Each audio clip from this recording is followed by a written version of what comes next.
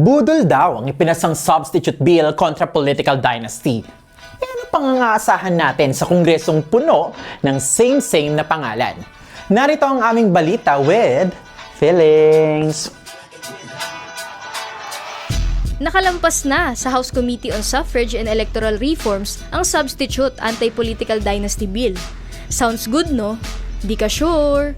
Binawi nga ng Makabayan Coalition, ang mga OG na nagsusulong ng Anti-Dynasty Bill, ang suporta nila sa ipinasang panukalang batas. Ayon kasi sa kanila, ang Substitute Anti-Political Dynasty Bill ay isang Budol! nabudol daw tayo, mga be!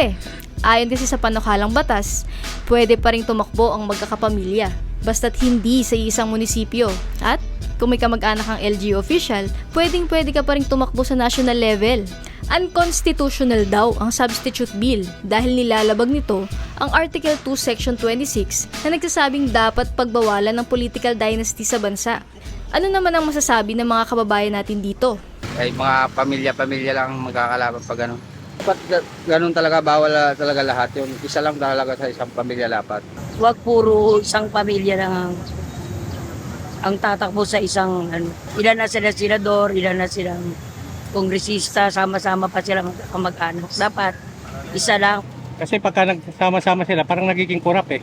Sumapa ko sa ganito, tahatakin ng isang pamilya. Siyempre, ibig sabihin, nandiyan ang pera sa, sa politika. Kaya naghahatak-hatak sila. Hindi raw nakagugulat na ganito ang kinalabasan ng Anti-Dynasty Bill sa House Committee. Halos kaparehong araw ito ng version ni Sandro Marcos at Bogie D. Nakabilang sa mga kilalang Dynasty! Ika nga, halos 80% daw ng mga kongresista ay kabilang sa political clans. Ang hirap nga naman ipasa ang isang batas na kontra sa interes ng marami sa kongreso. Right? Right? Kaya ayon sa progressive groups, kung isang genuine anti-political dynasty bill ang hanap, ito ang dapat laman nito. Una, pagbawalan ng magkakasabay at magkakasunod na pagkandidato ng mga kaanak hanggang 4th degree. Pangalawa, pagbawalan din na mag-appoint ng mga kaanak sa government positions. Pangatlo, pagbawalan ng paggamit ng political families sa party list system. At pang-apat, no exemptions. Lahat ng politiko at pamilya ay sakop ng batas. Ayan, ganyan dapat para sure na ang mga nasa pamahalaan ay kumakatawan sa interes ng taong bayan at hindi ng kanilang clan. Dito na lang muna hanggang sa susunod na balita with Feelings! It's more than just me, I believe in it. I'm holding it one.